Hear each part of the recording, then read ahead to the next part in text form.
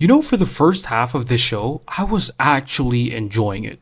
Genuinely enjoying it. I guess if you were younger or you haven't watched that much anime, you'd probably enjoy the whole thing. I even decided to ignore that the poster couple in the first place was Ryuji and Taiga just so I could consider the other routes. But first of all, since the beginning, I already dislike Kitamura, okay? No offense to him, really, because most of the time, this character trope tends to be the nerdy side character, but he seems to be quite, well off, popular guy, smart, student council VP turned president, therefore he's very responsible, plus, very fit for his looks.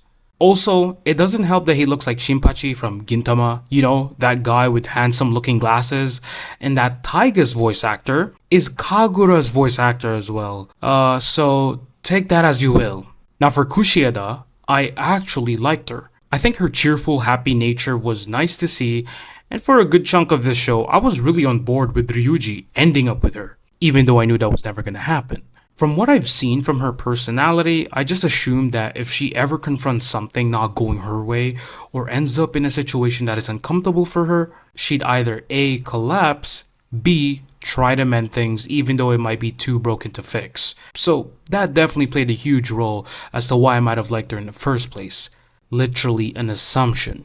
But I'll explain later why I don't feel the same way after. Then you have the star of the show, Taiga. I don't have anything against her, okay? Yeah, sometimes she was annoying, a little bratty at times, but definitely not enough to warrant any kind of dislike towards her. Although, I think that was the downfall of this show for me at least, because you see, Taiga gave off this certain vibe, which was strengthened by the fact that Ryuji played this dynamic of a caretaker for her. She reminded me of a little sister, maybe even going as far as to describe her relationship with Ryuji as father and daughter, which was perfectly explained by the best girl in this series, as she proceeds to take a jab at Ryuji by saying that he's just playing house, and that his role is that of a dad, Minori is the mom, and Taiga being the daughter. Of course, it didn't turn out like that since Taiga and Ryuji love each other, but I'll talk about that as well later on in the video. So let's move on to the man of the show, Ryuji. Honestly, there's nothing much to say about him either. He's pretty cool, alright, kind, blah blah blah, all that good stuff. And plus, I prefer my MCs to be more like him, but Toradora works not because of Ryuji alone, but rather his relationships with others that makes his personality shine. And if we're talking about the best girl for him to end up with, well, there's a reason why I saved the best for last. You see, Kawashima Ami was not the first girl I wanted Ryuji to end up with. It goes something like this.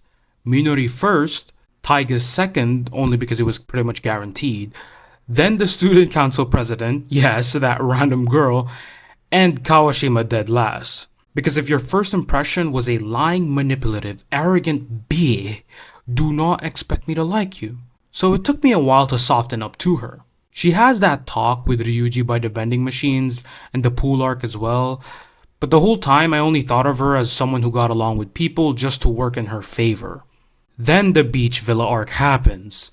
This was the turning point for how I would look at Kawashima for the rest of the anime. Because it wasn't Ryuji's conversation with Minori that made me feel something. I mean, yeah, speaking about love in metaphorical terms of wanting to find ghosts or aliens was interesting. I didn't really feel anything from it. It was the conversation of Ryuji and Kawashima in the caves that opened me up to her character, slowly but thoroughly. I looked at her as the type of girl who'd lure a guy, letting him think she's into him, only to crush that, then proceed to laugh. I was wrong. Because at that point, I was thinking of her as an actual route for Ryuji to pursue. And mind you, up until this point, I have never seen him blush towards any other girl than Minori. Not even Taiga, and we're already around halfway through the show. But he did towards Kawashima, no matter how small it was. And then they followed it up with another conversation on the beach while they were lighting firecrackers. My guy, Ryuji. You can't just say to a girl you would be lonely if she wasn't around and expect nothing to develop, you mother... You genuinely made me feel something in that scene. He even goes on to worry about her being lonely instead, telling her that if it gets painful, just express it. And then Kawashima finishes his sentence by saying they are both equals and calls him kind. Like, come on! I actually felt something in that scene. A small spark, if you would call it. More than his obsession with the cheerful girl in Minori and the loud, dependent main girl in Taiga. It's intimate moments like these why I watch anime in the first place. But if you were to ask where it all went wrong for me, I'd say it was the Culture Festival arc. Look, I don't want to drag it anymore because that arc was just, in one word, frustrating. Simply put, you have Ryuji projecting onto Taiga, and then the miscommunication between him and Minori. And remember when I said that at some point in the show I started to hate Minori? Well, it was this very scene. Not because of the miscommunication. Those kinds of obstacles happen quite frequently, even in real life. It's how she reacts and handles the situation. I understand she doesn't want her friend to get hurt, but it was problematic knowing this was the second time Taiga's dad did this. But to just lash out on Ryuji, worsening the situation. Her best solution was anything but dialogue between Taiga and her dad. Which later on, we find out that she didn't even visit Taiga for a very long time during her dad's first visit. Because of seeing the pain, hurt, all these negative things. But still, she has the guts to put up a face when we've already seen how she devolves into a person who shuts down anything. That there's only one thing I got from this girl is that she is mentally weak in a spoiled way. She can't let her fantasy of Taiga being all smiles and her friends happy within reach be that, just a fantasy. Life doesn't work that way. People have to confront things. I can accept their weaknesses and flaws, but to weaponize it? Absolutely not. And not when the most sensible thing was to let Taiga and her dad talk about it in private. Let her speak out her emotions. Let the dad hear the worst, the ugliest, the most horrendous words she can conjure. She needs to let those emotions reach her father, what she's been going through, and depending how he answers would be a clear answer for Taiga. If he lies, sweet talks, tells her excuses, that's all Taiga needs to hear, to truly know what kind of father he is, and finalize her decision. Now, I'm not against her decision leaving her dad, but the consequences of not having anyone to rely on, no parental figure at a very young age, does not bode well. There's a reason why she's called the palm-top tiger or even the delinquent.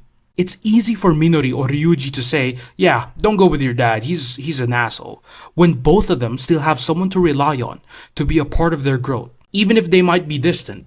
Although that would probably explain why Minori acts that way as well.